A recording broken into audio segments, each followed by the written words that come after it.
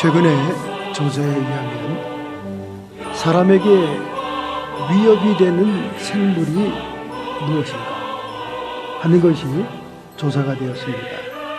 그래서 그 랭킹 순서가 잡혔습니다. 사슴이 10번째 사람을 해롭게 하는 짐승 생물로 뽑혔습니다.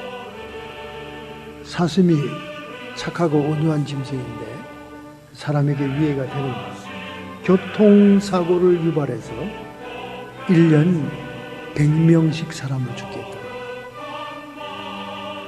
그 다음에 두 번째는 코끼리가 9번째 코끼리가 랭킹이 됐습니다. 코끼리에 의해서 사람이 압살을 당했다는 겁니다. 1년에 300명 정도가 코끼리에게 죽는다는 거예요.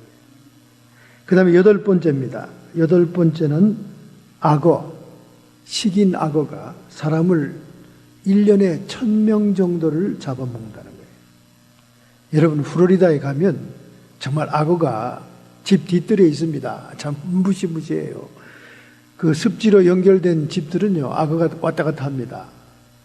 참 플로리다가 동부의 사람들은 피한지고 굉장히 많이들 가서 살았는데 캘리포니아 사람들은 절대 못 살죠. 습기가 많아서 모기가 얼마나 크고 이런 파충류가 많은지 모릅니다. 그리고 이 집 뒤뜰에 개미가 하루 저녁 자고 나면 탑을 이룹니다. 불개미들이. 이 불개미에 쏘이거나 또 모기가 차 안에 있다가 쏘아대기 때문에 이 플로리다 쪽에 살던 분들은 캘리포니아 오면 너무나 감사하다고 그렇게 얘기를 합니다.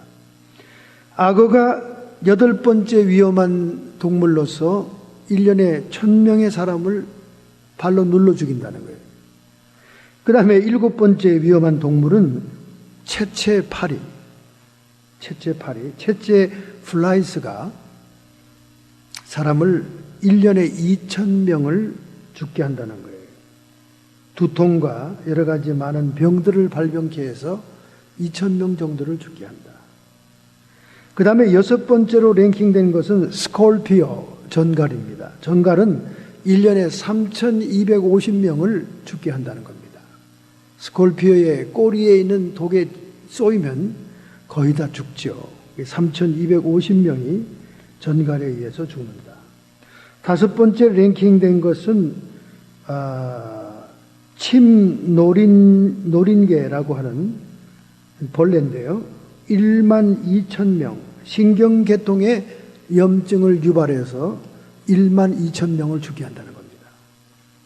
그 다음에 개가 나왔어요. 개가 4번째로 인간에게 위험한 동물입니다. 관경병에 걸려서 관경병 바이러스로 61,000명, 10,000명 이상을 뛰어넘었습니다. 61,000명이 개에 의해서 죽고, 3번째로 위험한 동물은 뱀입니다.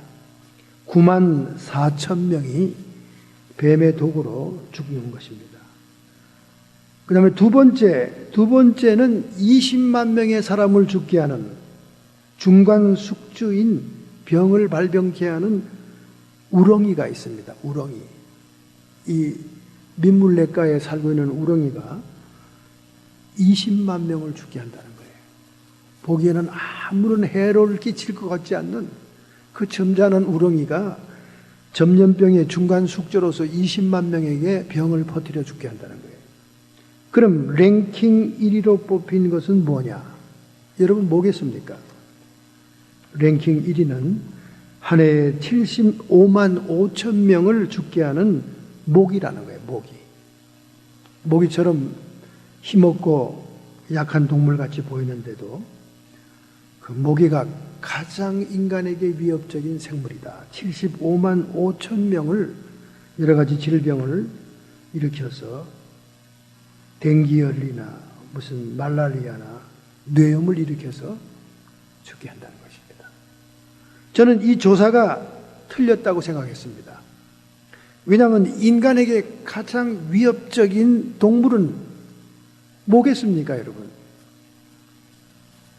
우리 한국의 어머니들이 또는 여자들이 얘기하듯이 밤거리의 골목에서 사람을 만나면 가장 무섭더라.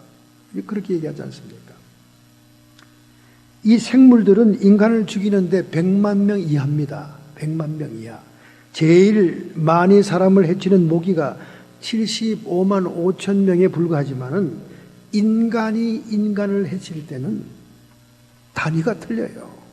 아돌프 히틀러는 2차 세계대전 중에 유대인들을 600만 명을 학살했습니다.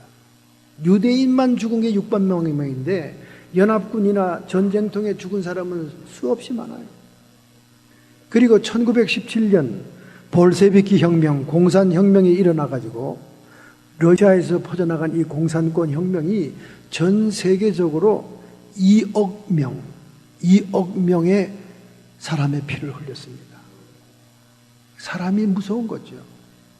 그리고 공산 정치 체제를 지키고 독재를 이루기 위해서 스탈린은 당대에 2천만 명을 숙청했습니다. 2천만.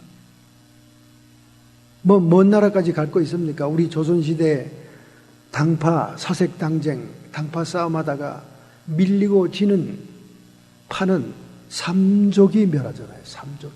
귀양 가고 죽고 귀부인들이 노비가 되고 정말 처참한 이 지상에서 가장 무서운 사람에게 위협적인 동물은 사람이지요. 사람입니다. 바로 그것을 증명이나 하듯이 오늘 본문의 4장은 인류 최초의 살인자 가인이 등장하면서 그 가인은 자기의 하나밖에 없는 동생 아벨을 쳐 죽입니다.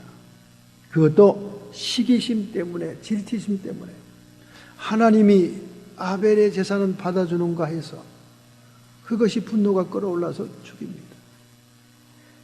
그래서 아벨을 대신해서 태어난 사람이 셋이죠. 셋. 우리 한국말로 1, 2, 3 셋인데 히브리 말의 뜻은 대신둠. 그러니까 아벨을 대신해서 태어난 아들이다. 그 뜻으로 셋입니다. 대신둠. 그런데 이 셋이 아들을 낳고 그 이름을 에노스라고 하면서 그때의 사람들이 비로소 여호와의 이름을 불렀더라. 이 아담의 가정이 어머니 하와의 타락으로 불신앙의 가정이 되어서 대를 이어오다가 살인까지 하고 그 다음에 아벨이라고 하는 의인을 대신해서 태어난 아들 셋이 그의 아들을 낳았을 때, 손주죠. 아들을 낳았을 때 그 이름을 에노스라고 하면서 그때야 비로소 여호와의 이름을 부르기 시작했다 그 말입니다. 여러분, 에노스란 이름의 뜻은 죽을 수밖에 없는 존재. 뭔가 그 자식을 낳았을 때 사연이 있었을 것입니다. 그 아이가 오래 살지 못할 것이다. 죽을 병에 걸려서 태어났거나 뭐 비리비리 연약하게 태어났거나 이 아이는 죽겠구나. 그 죽을 수밖에 없는 존재, 그 이름을 붙여주면서 그들이 여호와의 이름을 불렀더라. 오늘 우리 본문과 마태복음 16장 사도 베드로의 신앙 고백을 통해 승리를 건져 올리는 삶을 살아야 되겠습니다. 여러분과 저는 이기는 자가 목표입니다. 왜냐하면 요한계시록 2, 3장에 나오는 7교회 사자들에게 성령께서 편지를 보낼 때마다 후렴처럼 등장하는 말이 이기는 자에게 이러한 상급을 주리라. 이기는 자에게 감추인 만나, 이기는 자에게 흰돌, 이기는 자에게 나곤의 과실을 먹게 하고, 라오디아 교회에게는 이기는 자에게 하나님의 보좌에 함께 앉게 하리라. 그러니까 이기는 자, 빅토, 이기는 자가 우리 신앙생활의 목표가 되어야 된다는 거예요. 성공한 사람을 얘기하는 게 아닙니다, 여러분. 이기는 자와 성공은 전혀 다른 개념이에요. 이기는 자에게. 그렇기 때문에 우리 삶의 목표가 승리, 이기는 자가 삶의 목표가 돼야 되겠죠. 여러분, 우리 한자 말은 성경의 진리가 많이 포함된 말이라고 익히 여러분이 들었습니다. 특별히 버클리의 대학 총장이었던 중국 사람은 한자의 파자를 통해서 성경의 진리를 증명했습니다. 성경의 진리가 다 이 한자 속에 포함되어 있어요. 가장 역사가 오래된 글자 성형 문자 가운데 하나님의 진리의 말씀이 다 들어가 있죠. 그래서 발을 의자 밑에는 양자 밑에 나자입니다. 내가 양을 뒤집어 쓰면 의로운 자가 되는 거예요. 어린 양 예수의 피를 뒤집어 쓰면 의인이 되는 겁니다. 한자 말에 진리가 들어가 있죠. 수풀림자는 나무가 두 개 있지 않습니까? 보기에 좋은 나무, 먹기에 좋은 나무, 그 많은 나무들 가운데 선악과와 생명과로 대표되는 그 나무들, 그게 수풀을 이루잖아요. 그 수풀림자 바로 밑에 볼시자를 쓰면 금알금자가 됩니다. 두 나무를 보여주고 선악을 알게 하는 나무의 실과는 금하였다. 금자가 되잖아요.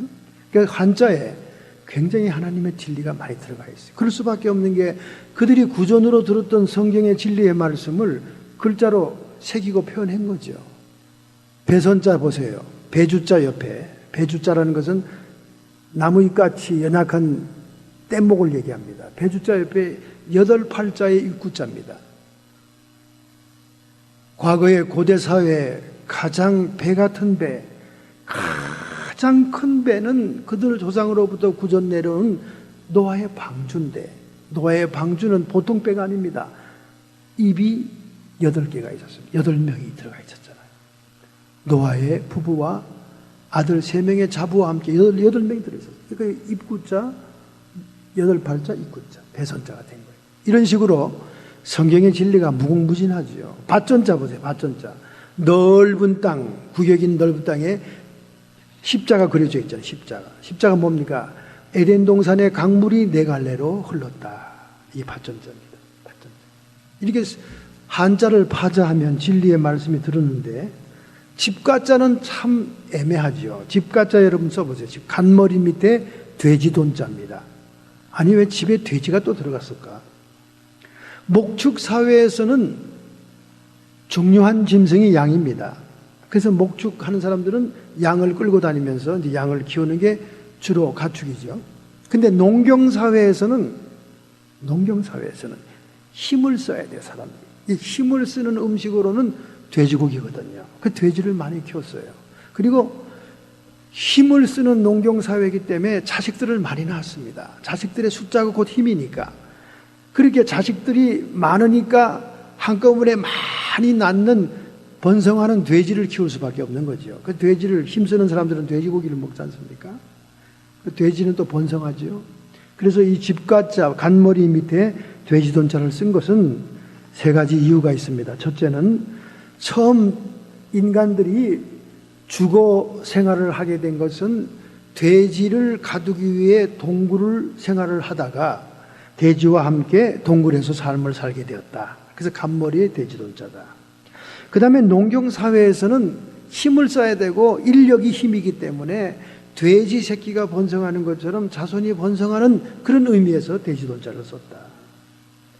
그리고 3번째 중요한 의미는 뭐니 해도 농경사회에 하늘을 바라보고 비를 기다려야 되는 사회이기 때문에 종교적인 것이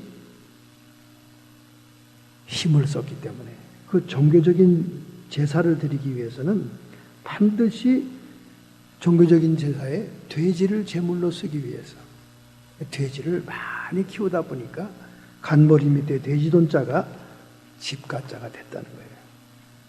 이렇게 우리의 삶, 우리 한자, 한글 글자 삶, 사자 밑에 리을 미음도 사람의 준말인 겁니다. 사람의 준말. 리을 미음, 사람의 준말이에요. 즉 사람이 사람과 함께 살아가는 것이 삶이다 그 말이에요. 오늘 여러분과 저에게는 어떠한 삶이 기다리고 있느냐? 바로 하나님 여호와를 완전히 잊어버렸다가 그들이 비로소 약한 존재, 변변치 못한 자식을 낳게 되자 그때 하나님을 의지하는 마음으로 여호와의 이름을 불렀다. 즉 여호와의 신앙이 예배의 중심이 되었다. 그런 말인 것입니다. 그러므로 오늘 우리 본문 속에서 우리는 이기는 자로서 승리의 삶을 건져 올리기 위해서는 어떻게 해야 되는 거야? 오늘 26절에 있는 말씀대로 그때에 사람들이 비로소 여호와의 이름을 불렀더라. 에노스라는 그 손자의 이름의 뜻, 죽을 수밖에 없는 존재. 아들을 낳고 이런 이름을 지을 때는 그 아이의 상태가 어떠했는가를 알 수가 있는 것입니다. 그러니까 이 부모들이 이제는 하나님만 바라볼 수밖에 없는 거예요. 그래서 비로소 여호와의 이름을 불렀더라. 생명 되시는, 사망과 죽음을 이기시는 하나님을 인격적으로 그들이 찾게 되었다는 거예요.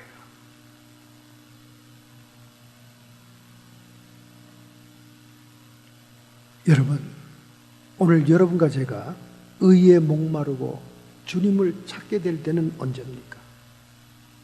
정말 우리가 죽는 존재로서 비참하고 형편지경이 어렵게 되면 될수록 우리는 하나님을 찾게 되는 거예요.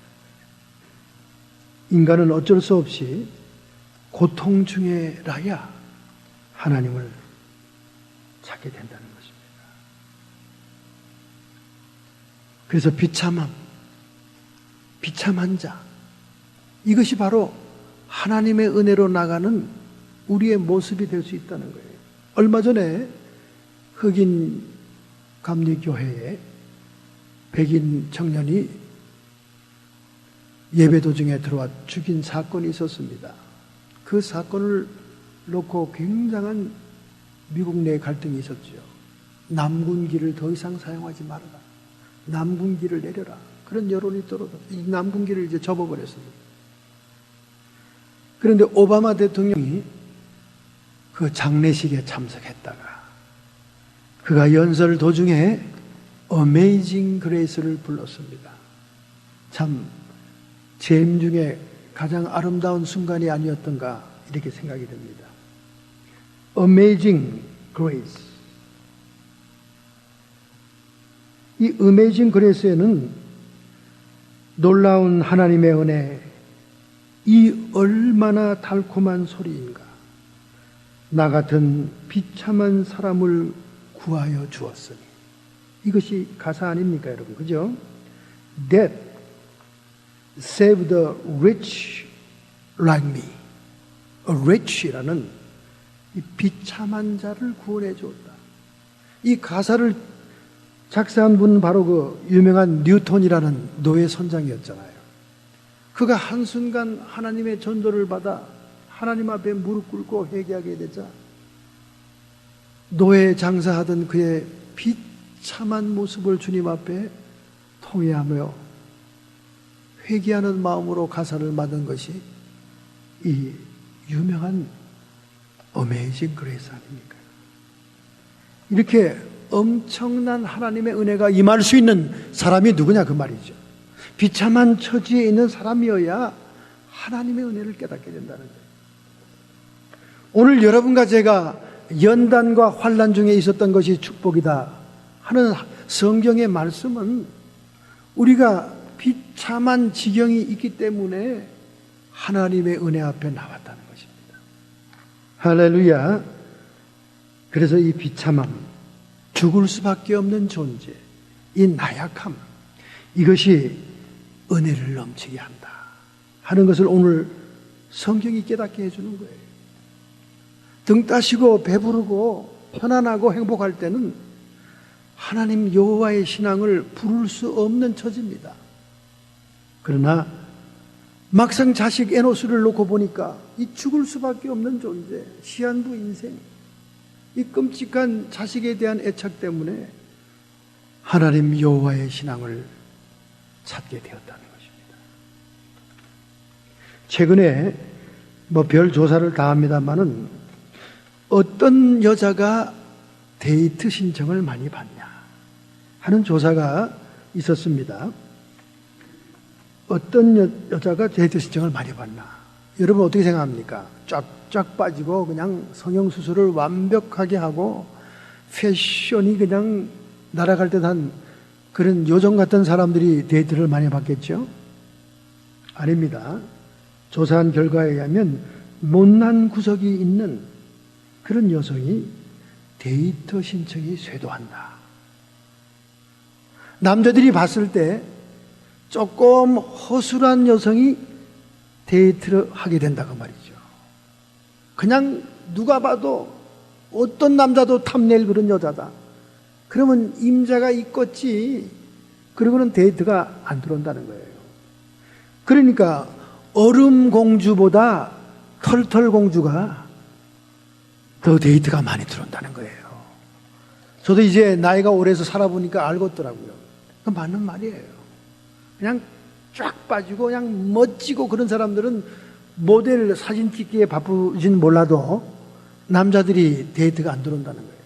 좀 못난 구석이 있어 보이는 그런 여성이 데이트 약속이 많이 들어온다. 여기 뭐 퍼센테이지 조사 결과가 복잡하게 나왔습니다. 뭐 중요한 문제 아니니까 여러분에게 수치는 얘기하지 않겠어요. 그러니까 결국 무슨 얘기냐? 열등감이 동기를 부여하게 한다. 여러분, 오늘날 우리가 이 땅에 태어나서 열등의식이 없는 사람이 없어요. 그 유명한 헐리우드 배우도 인터뷰해보면 모든 것이 완벽한 8등신 미녀인데도 열등감이 어디 열등된 게 있냐 그러면 제 코가요. 제 코가. 앞만 봐도 그 코는 그리스의 조각 같은 콘데도 자기 스스로 열등의식을 느끼는 그런 부분이 있더라고 말이에요. 그러니까 열등의식이 없는 인간이 없는 거예요. 다 있습니다. 알고 보면 다 있어요. 그런데 이런 열등의식이 부정적으로 교만함으로 우월감으로 쓸데없는 이상한 포장으로 발전하기도 하겠지만은 대부분의 사람들에게 있어서 열등의식은 동기를 유발하게 한다고 말입니다. 결핍은 무언가 모자란다는 것은 무언가를 끌어당기고 받아들이는 역할을 한다고 말이죠. 여러분, 바람이 어디로 붑니까? 저기압으로 가잖아요. 고기압의 높은 기압의 바람이 낮은 쪽으로 흘러가지 않습니까? 여러분, 물은 어디로 흘러갑니까? 물은 높은 언덕에서 낮은 시내와 강물을 따라 흘러내려가지 않습니까? 이렇게 낮은 골짜기, 이런 열등의식들이 우리의 결핍을 채우기 위해서 무언가를 사모하게 되고 갈급하게 되고 우리 하나님께서도 은혜를 부어주게 된다고 그러죠. 로마서에 보면 죄 많은 곳에 은혜도 많으니라. 죄 많은 곳에 은혜도 많다는 거예요. 여러분, 우리 목사님들이 가장 실수하고 착각하는 요한복음 4장 성경 말씀 해석이 있습니다. 수가성 운물가의 여자. 대부분 사람들이 그분을 창녀라고 생각합니다. 이거는 빅 미스테이크예요. 아랍과 중동의 문화와 풍속을 모르면 수가성 운물가의 여인이 창녀로 생각이 됩니다. 여러분, 절대 그분 창녀 아니에요. 그분의 예수님과 대화 첫 마디가 뭡니까? 예배에 대한 얘기예요. 우리 사마리아 사람들은 이 사마리아 이쪽에서 예배를 드리고 유대인들은 예루살렘에서 드리지 않습니까? 예배에 대한 얘기를 하고 있어요. 여러분, 창녀와 같은 종류의 사람들이 예수님 만났다고 해서 예배 같은 그런 신학적인 얘기를 끄집어냅니까? 아니에요. 그분은 굉장히 하나님을 경외하며 예배를 드리는 경건한 여인입니다. 아니, 목사님도 그건 뭔 말이야. 남편이 5명이 있었다는데. 그건 여러분이 중동 관습과 풍속을 몰라서 그래요. 그 여자분에게 있어 결정적인 약점은 아기를 못 낳는 거였어요. 고대 중공에서는 아기를 못 낳으면 쫓겨났어요. 우리 한국에도 칠거지약이 있지 않습니까? 그래서 남편들에게 버림을 받은 겁니다. 그래서 이렇게 자꾸 결혼 생활이 거듭된 거예요. 그렇다고 해서 그분이 창녀가 아닙니다. 그분은 경건하게 예배를 사모하는 사람이었고, 그가 그렇게 크레딧이 나빴다면 예수님을 만나가지고 복음을 증거받고 생수를 증거받고 사마리아 성에 들어가서 막 전도했을 때 하얀 옷을 입은 사마리아인들이 때로 몰려 나오질 않죠. 때로 몰려 나오지 않아요. 비록 남편을 많이 거쳤기 때문에 동네 아줌마들에게는 가십감이고 입담감이고 흉보는감이고 이러기 때문에 아침 저녁에 서늘할 때 우물에 물기를 못 왔지만은 그러나 동네 사람들이 다 알아요. 다 알아요. 그분이 창녀와 같은 사람이 아니라는 걸 압니다. 그렇기 때문에 그가 예수에 대한 얘기를 했을 때 다 그 여인의 말을 듣고 예수님에게 나온 겁니다. 크레딧이 없으면 못 나오는 거죠. 이렇게 여러분 성경을 잘못 오해하는 경우가 많습니다. 이 여인에게 가장 갈급함이 있었다는 것을 아시는 분은 예수님밖에 없었어요. 사마리아라고 하는 이방 혼혈족들이 사는 곳에 예수 그리스도의 복음을 증거하기 위해 예수님이 택한 자다, 그 말이에요. 그 여인은 택한 자다. 왜 택했습니까? 야곱의 우물에 물을 길러 오는 것처럼 그 영혼이 갈급했기 때문에 가장 갈급하고 사모했어요. 제가 티네이저 때 성령의 은사를 받고 너무나 기뻐가지고 하나님께 이런 질문했습니다. 하나님, 어떻게 이런 은사를 이 젊은 나이 어린 사람에게 주셨습니까? 너무 감사해서 그런 얘기를 막 소리를 사우팅을 했더니 주님이 그래, 네가 사모하지 않았느냐? 네가 갈급하게 나에게 요청하지 않았느냐? 사모하는 자에게 주느니라. 하나님의 보석 같은 은사와 선물들은 사모하지 않은 자에게는 절대 주지 않는다. 왜? 돼지에게 진주를 던지지 않고 개에게 거룩한 걸 주지 않느니라. 사모하지도 않았는데, 갈급하지도 않았는데 하나님이 냅다 줘버리면 우습게, 천하게, 가치 없이 여긴다, 그 말이에요. 오늘날 여러분과 제가 교회를 들락거리면서 이처럼 행편없는 신앙생활 하는 이유가 너무 예수님의 보혈을 값없이 받는 것처럼 생각하기 때문에 그래요. 받는 우리의 입장에서는 그냥 거저거 은혜지만은 그것을 이루신 하나님의 입장에서는 자신을 다 던진 겁니다. 그렇게 여러분이 귀한 분들이에요. 그렇게 귀한 주님의 대속의 은총을 받은 겁니다. 그런데 얼마나 우리는 하찮게 생각해요. 우습게 생각합니까? 뻑하면 뭐 때문에 교회 안 나가고, 뭐 때문에 뭐 안 하고, 뭐 때문에 얼마나 하찮게 생각하는지 몰라요. 우리의 인생 일대에 가장 소중한 것이 이 주님의 대속의 은총이거늘, 우리가 끊없이 지나가는 세월들, 너희가 세월을 아끼라 하는 그 말은 끝없이 우리 옆으로 세월이 지나간다는 거예요. 세월이 지나가는데 엑사고라조라고 하는 헬라 말은 그 지나가는 세월들에서 건져 올린다는 거예요. 낚시하듯이. 뭘 건져 올리냐? 영생을 건져 올린다는 거예요. 건강하면 80, 보통은 70 살다 갑니다. 그런데 이 수많은 세월이 지나가는 동안 그냥 세상에서 허무하게 살다 간다면 영생을 건져 올리지 못하겠지만, 그러나 여러분과 저처럼 이렇게 예수의 복음을 받아들이고 교회 나와 주님을 섬기고 예배하면서 그 시간 중에 영생을 건져 올리면, 이 세월을 아낀다는 거예요. 건져 올리면 우리는 영원한 나라에서 살게 되는 것입니다. 그 세월이 영겁이기 때문에 여기 7, 80 살았던 이 세월은 꿈 같은 거예요. 꿈 같은, 우리가 옛날에 육신으로 살은 데가 있었나? 이렇게 되는 거예요. 그런데 이 어마어마한 대속의 은총을 하찮게 생각한다, 그 말이에요. 아무나 아니에요. 그 길은 좁고 협착하여 들어가는 자가 적으니라. 좁고 협착에 들어가는 자가 적다는 거예요. 여러분, 이렇게 평범한 때, 살기 좋을 때, 종교의 자유가 있을 때는 다 예수쟁이들 같지. 그러나 조금 탄압이 와보세요. 조금 핍박이 와보세요.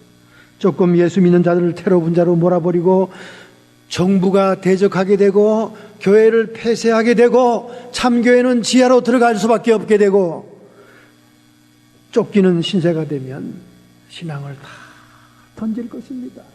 다 버릴 거예요. 누가 예수의 참믿음을 지키겠습니까? 오죽하면 누가복음 18장에 예수님께서 탄식하며 말하겠습니까?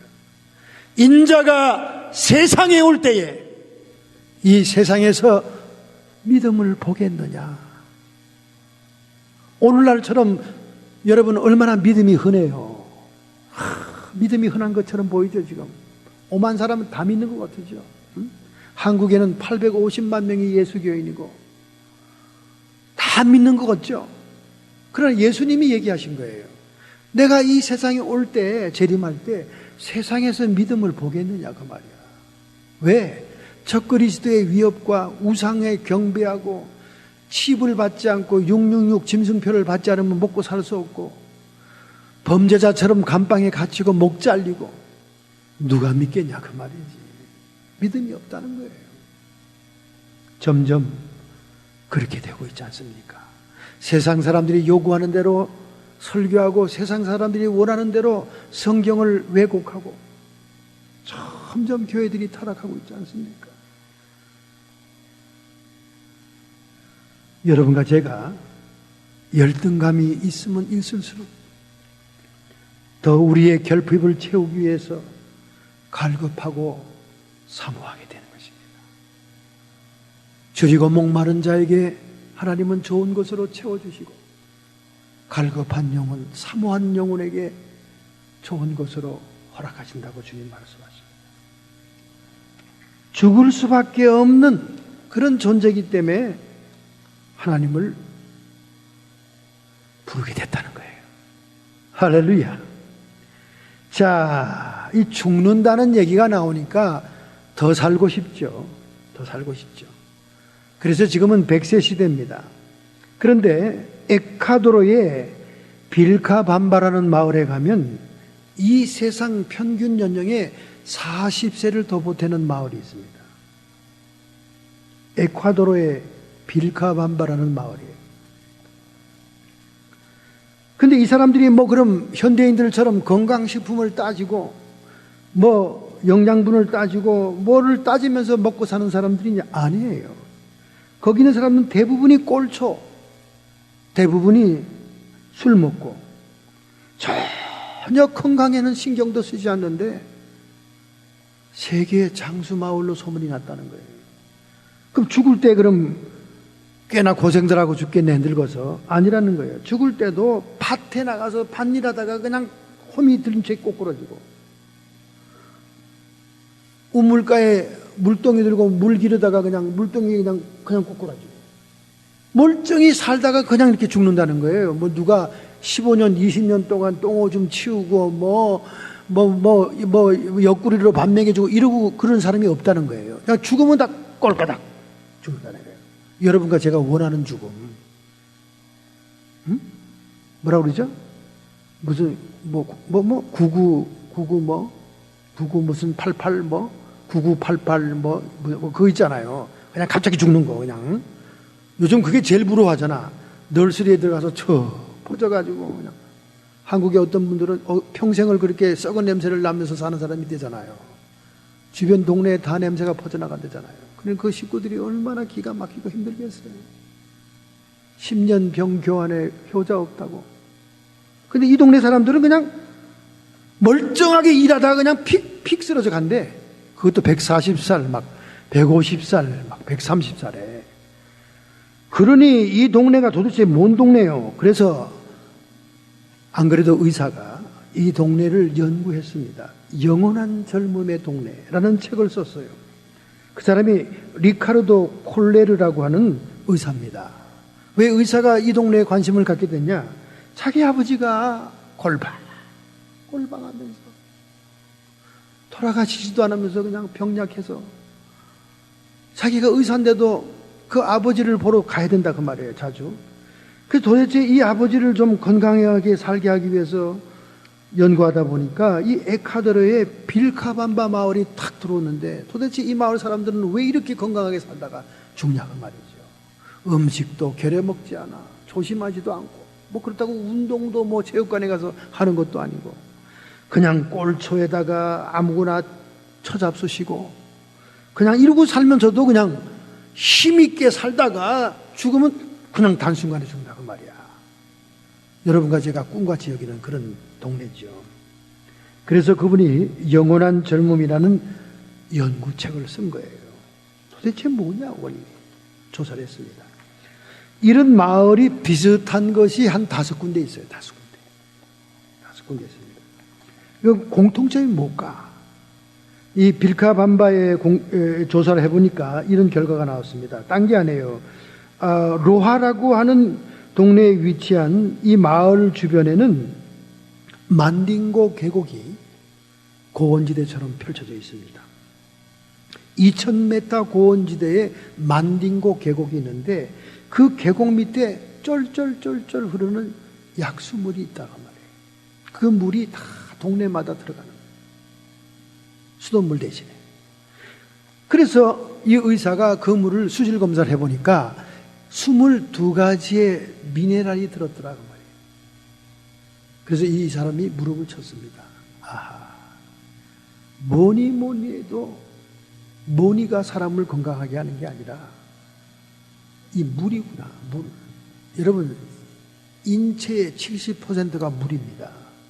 그 물이 미네랄이 풍부한 물을 먹었을 때 건강하더라는 거예요. 그래서 의사가 계속해서 세계에 연구하니까 파키스탄의 훈자 지역, 히말라야 깊은 산속에 위치한 약수가 그들의 장수 노인들이 되게 하도록 했다고 말이죠. 그 훈자 마을의 약수물입니다. 그 계곡물이 풍부한 미네랄과 영양분이 풍부했다.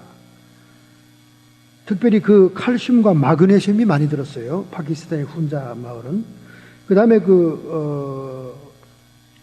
노르르드라고 하는 그 프랑스의 샘물은 피레네 산맥 근처에 자리 잡고 있는데 1858년에 한 소녀가 그 성모 마리아의 지시로 바위로 가서 거기에 유명한 이 솟아나는 물을 만나게 되었고 그 물이 기적의 물이라고 칭하게 되었습니다. 그래서 지난 1992년에 프랑스의 한 연구소가 이 샘물을 분석해 보니까 거기에는 병치료에 탁월한 게르마늄이 많이 들었더라 하는 게 발견됐고요. 그 다음에 멕시코의 트라코테라고 하는 동네, 이 동네 역시 그 미네랄이 풍요한 운물이 그 장수의 비결이었습니다. 칼슘과 철분이 많은 그런 동네였습니다. 그래서 장수했고요, 그 동네. 그 다음에 그 독일의 노르데나우라고 하는 독일 중부의 토레스 동굴에 발견된 샘물인데 이 샘물은 지금 유명세를 타고 생수가 만들어져서 세계로 지금 뻗쳐나가고 있습니다. 그 임상 실험을 해보니까 의료용 광천수로 분류되었습니다. 그래서 폐광이었던 이 동굴의 샘물에서 활성산소를 제거하는 그 활성수소의 성분이 많이 들었다. 그래서 세계 5대 장수마을의 공통점은 미네랄 워터다. 아니 목사님, 그 다른 나라에 있는 물을 얘기하면 우리랑 무슨 상관이 있어요? 우린 그럼 어떡합니까? 여러분 지금 현재 팔고 있는 물 가운데 가장 미네랄 성분이 뛰어난 물은 에로우헤드에서 1859년부터 발매한 약수 마운틴 스프링 워터, 그것이 가장 미네랄이 많습니다. 여러분 코스코 가면 살 수 있어요. 예, 그거는 벌써 거의 200년 이제 돼가죠. 에로우헤드 제가 가봤습니다. 그 에로우헤드는 그 CCC 대학생 선교회 본부가 있는데요. 그 에로우헤드 그 리조트를 그 대학생 선교회에다가 기증을 했어요. 어마어마하게 크죠. 멋있습니다. 거기 이렇게 지하로 내려가는 엘리베이터가 있어요. 지하로 쭉 내려가면 용암이 막 들 거라요. 그 밑에. 그 온천, 천년 온천이죠.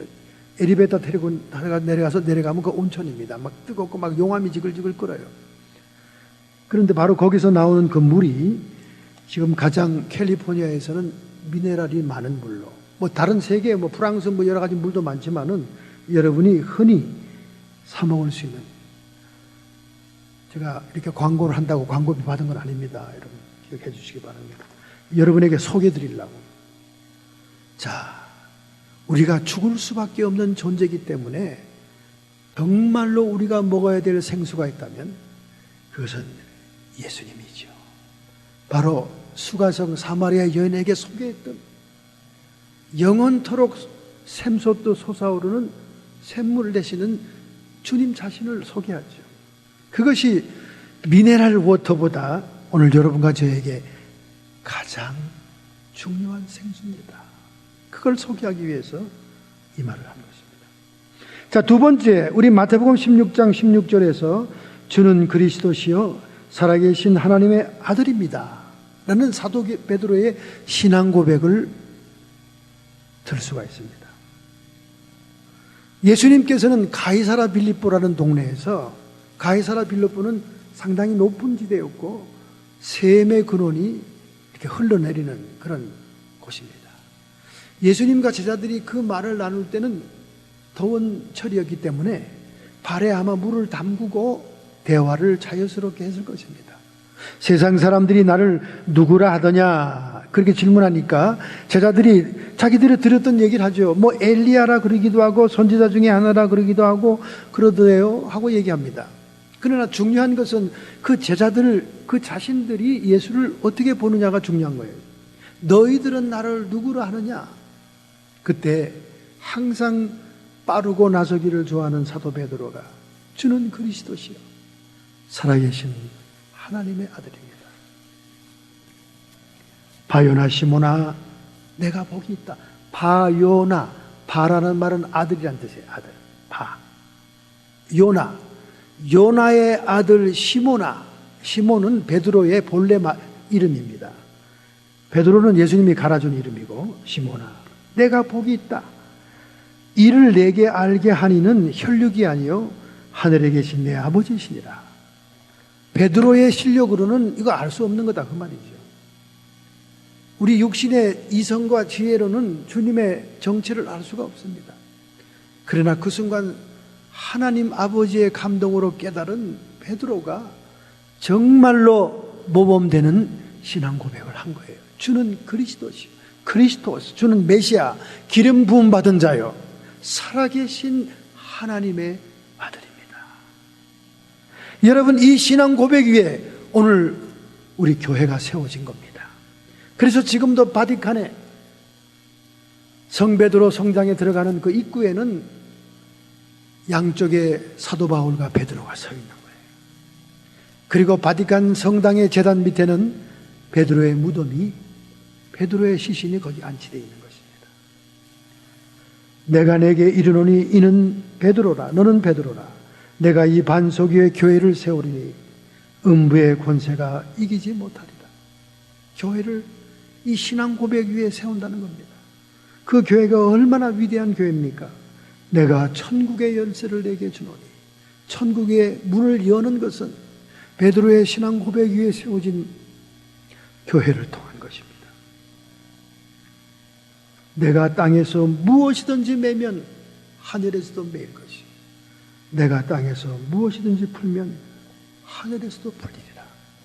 풀고 맺는 하늘과 땅의 권세를 교회에게 맡긴 거예요. 할렐루야. 오늘 여러분 자리를 잘 잡았습니다. 교회에 잘 나왔습니다.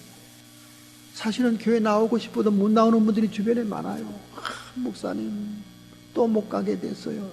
이런 전화를 받을 때마다 제가 너무나 안타깝죠. 안타까워요. 얼마나 복잡한 사정들이 많습니까? 정말 교회로 오는 그 차 속에서 수없는 갈등과 수없는 생각과 수없는 방해들이 파도를 칩니다. 그러나 오늘 여러분들은 승리하고 이렇게 하나님의 제단에 전해 와 있습니다. 이곳이 땅에서 매면 하늘에서도 매고 땅에서 풀면 하늘에서 풀리는 예수 그리스도의 권세가 있다는 것입니다. 할렐루야. 이 놀라운 축복이 우리에게 있으니 얼마나 감사합니까? 여러분, 우리가 청소년 때나 학창 시절에 장폴 사르트르, 프랑스의 철학자, 소설가에 대한 이야기를 얼마나 많이 했습니까? 그리고 그들의 계약 결혼에 대해서 얼마나 그때 회자가 많이 됐고, 실존주의 철학으로 현대인들에게 사랑받던 사람입니다. 그런데 그가 1980년 3월에 프랑스 파리에 있는 부르세 병원에 폐수종으로 입원을 하게 됩니다. 한 달간 병원 치료를 하는데 병세는 점점 악화되는 거예요. 고통이 점점 심해집니다. 찾아오는 병 위험국이 많지만은 그들에게 따뜻한 인사를 못 나눕니다. 그리고 곁에서 그를 간호하는 아내에게도 자기가 병 증세가 어떻게 되는지 물어보지도 않아요. 그는 극도의 공포를 느끼고 있고 죽음에 대한 두려움이 있었습니다. 결국 그는 1980년 4월 16일 날 입원한 지 한 달도 안 되어서 임종을 맞게 됩니다. 그는 죽음에 임하기 전에 너무나 비참한 모습으로 두려운 모습으로 공포에 질려 소리를 지르며도 식은땀을 흘리며 죽었던 것입니다. 이 사르트르의 마지막 한 달이 르몽드지나 프랑스의 신문에게 대서특필이 되었습니다. 왜 그렇게 현대인들에게 존경받았던 그가 말년이 비참했을까? 그런 기사들이 나가니까 한 무명의 독지가가 이런 답변을 편지로 보내왔습니다. 나는 사르트르가 이렇게 비참한 죽음을 한 이유가 무엇인지를 알고 있다. 그것은 그가 돌아갈 고향이 없었기 때문이다. 돌아갈 고향이 없었기 때문에 그는 비참하게 고통하다 죽었다는 거예요. 여러분, 맞는 말입니다, 여러분. 오늘 여러분과 제가 베드로가 성령의 감동으로 예수님을 통해 신앙 고백을 했듯이 우리도 그런 신앙 고백을 할 수만 있다면, 정말 그 고백이 나의 영혼의 고백이라면 우리는 돌아갈 고향이 분명히 있는 줄로 믿습니다. 할렐루야. 죽을 수밖에 없는 존재지만은 죽어서 돌아갈 고향이 있다면 우리는 하나님의 큰 은혜를 맛본 것이고 여유 있는 인생을 살아갈 수가 있는 것입니다. 미국의 두 번째 대통령이었던 존 아담스가 있습니다. 이 존 아담스는 변호사 출신이에요. 이분이 굉장히 미국의 건국에 워싱턴 대통령이 앞에 나가 싸우는 사람이었다면 존 아담스는 그 뒤에는 모든 것을 처리한 분들입니다. 사실상 가장 큰 공로자죠. 그래서 제가 존 아담스의 비디오도, 그 서사지 비디오도 사다 봤고 그의 전기도 읽어봤습니다. 이분은 굉장히 신앙이 신실한 분이에요. 참 신앙이 독실한 분입니다. 이분이 이제 노인이 됐죠.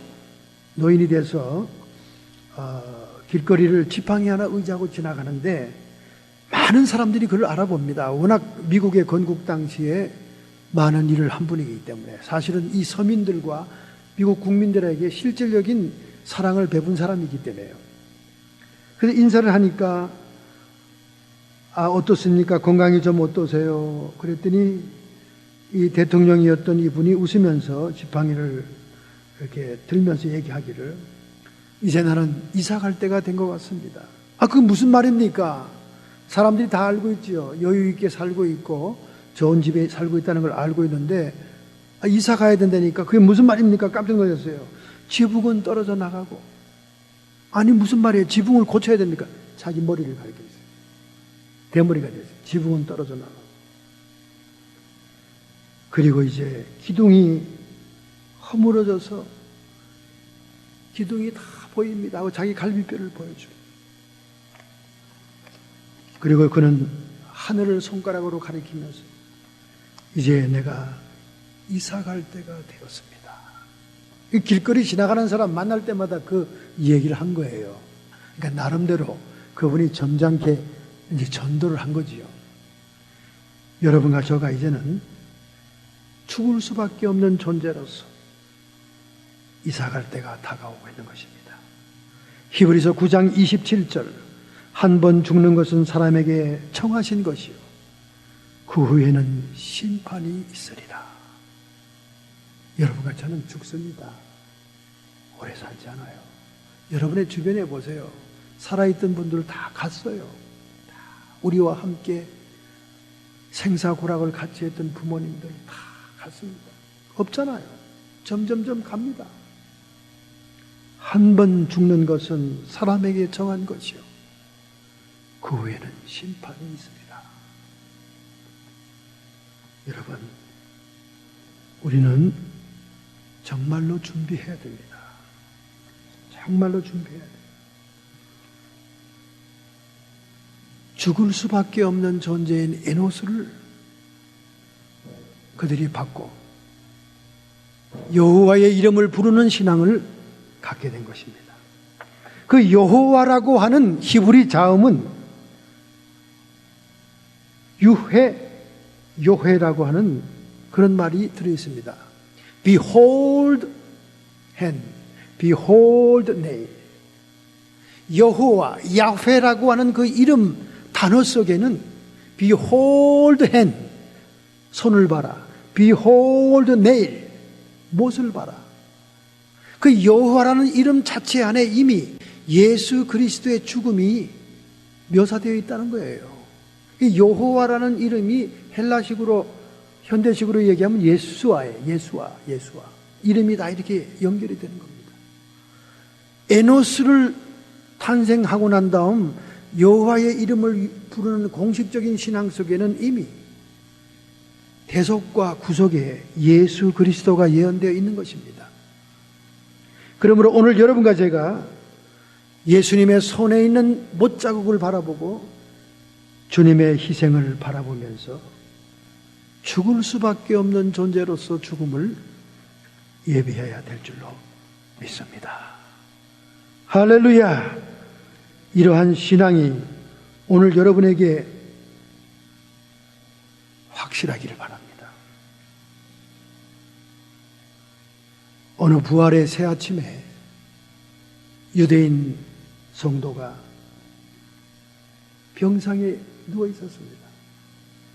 그리고는 온 식구들은 그가 이제 마지막인 걸 알고 식구들을 찾을 줄 알고 식구들이 다 모였습니다. 잘 보이지 않는 거슴스레한 눈으로 둘러보면서 아내의 손을 붙잡고 아들을 바라보고 딸들을 바라보고 자식들을 눈으로 확인하듯이 자세히 보는 것입니다. 그러니까 자식들은 마지막 아버지에게 인사하기 위해서 그에게 가까이 가면서 아버지 이름을 부릅니다. 저 여기 있어요. 저 여기 있어요. 전부 다 자기를 확인시켜 줍니다. 그랬더니 이 아버지가 하는 말이, 야, 그 막내딸은 어디 있느냐? 그러는 거예요. 그랬더니 막, 아버지, 지금 엄마와 같이 손을 잡고 있는 사람이 막내딸이에요. 잘 안 보이세요? 그렇게 아버지한테 얘기합니다. 그랬더니 이 다 죽고 가던 노인네가 벌떡 침대에서 일어나는 거예요. 일어나더니, 아니, 네가 여기 있으면 가게는 누가 보니? 그러더라는 거예요. 그들이 픽 쓰러지더니 죽더래요. 웃을 일이 아니에요, 여러분. 이게 여러분과 저의 모습입니다. 곧 죽으면서도 가게 문 연고 걱정하는 거예요. 가게 문 연고. 여러분, 너무 돈 좋아하면 돕니다. 돌아요. 돈이 중독성이 있습니다, 여러분. 정말 적당히들 하셔야 돼요. 적당히들. 돈이 그렇게 중요하고, 돈이 그렇게 우리를 편하게 하고, 돈이 그렇게 모든 걸 우리에게 갖다 주는 것 같아도 돈이 다가 아닙니다. 그냥 적당히들 하세요. 돈 그러다가 돌아요. 돈은 중독성이 있는 거예요. 돈을 사랑함이 일만하게 뿌립니다. 돈 때문에 주의를 성수 못하고, 돈 때문에 여호와의 이름을 부르지도 않고, 돈 때문에 예배를 드리지도 않고 섬기지도 못한다면 죽기 직전에 침대에 자기 몸을 고추 세우고 막내딸이 여기 있으면 누가 가게를 지금 지키고 있냐 소리를 지는 유대인이나 무엇이 다르겠어요? 무엇이 다르겠습니까? 오늘 여러분과 저희 신앙을 점검해야 됩니다. 주는 그리스도시요 살아계신 하나님의 아들입니다. 정말로 여러분의 중심에 예수님이 주인이 되어 있냐 그 말이에요. 예수님이 우선순위냐 그 말입니다. 여러분, 이 지상의 삶 속에 가장 우선순위요 중요한 것은 예수님입니다. 에노스를 낳고 여호와를 불렀던 그들처럼 이제는 주님을 부르며 우리의 삶을 깨우쳐야 될 줄로 믿습니다. 이런 마음을 가지고 결단하고 결심한다면 여러분의 가슴에 손을 얹기 바랍니다. 우리가 비참할수록, 연단에 빠져 있을수록, 고난에 있을수록 우리에는 하나님의 은혜가 더 절실한 것입니다. 그래서 연단과 고난이 축복이라 하는 것은 그만큼 비어진 공간 속에 주님이 차지할 부분이 많다는 것입니다. 하나님, 나의 우상이 무엇입니까? 내가 가장 소중하게 생각하는 것이 무엇입니까? 내가 가장 시간을 많이 투자하는 것이 무엇입니까? 주님을 주여 주여 부르긴 하지만 우리의 마음에 딴 것이 가득 차 있습니다. 하나님 아버지, 죽을 수밖에 없는 존재라는 걸 깨달은 에노스를 낳은 부모들처럼 저희들이 여호와의 신앙으로 돌아가기에 주옵시고, 그 야훼라는 이름 속에 손을 보라, 못자국을 보라, 못을 보라는 그 놀라운 예수님의 대속이 예언된 것처럼 하나님, 저희들이 베드로처럼 성령의 감동으로 주님을 신앙 고백하기에 주옵소서. 주는 그리스도시요 살아계신 하나님의 아들이십니다. 주님만이 우리의 주인 되게 해 주옵소서. 주님보다 더 앞서는 것이 없게 해 주옵소서. 우선순위가 예수님이기 때문에 저희들이 이 땅에서 성공은 못하였더라도 이기는 자 되게 하여 주옵소서. 승리자 되기를 사모합니다. 결심하고 결단하는 마음으로 하나님께 우리의 신앙을 고백하며 결단합니다. 이렇게 결단하는 성도들을 주님의 피 묻은 손으로 안수해 주옵시고, 성도의 육체와 정신의 역사는 모든 질병들은 이 시간 치료함을 받을지어다. 악한 마귀 사탄 귀신의 세력 끊임없이 우리를 흔들고 괴롭히고 미혹하고 우리를 혼란케 하고 있사오니 예수님께서 승리하셨사오니 이 시간 예수님의 이름 권세로 쫓김받고 물러갈지어다. 우리의 마음속에 오직 성령 안에서 의와 평강과 희락이 넘치게 하옵소서. 이 세상에서 가장 중요한 과업은 영원한 세계를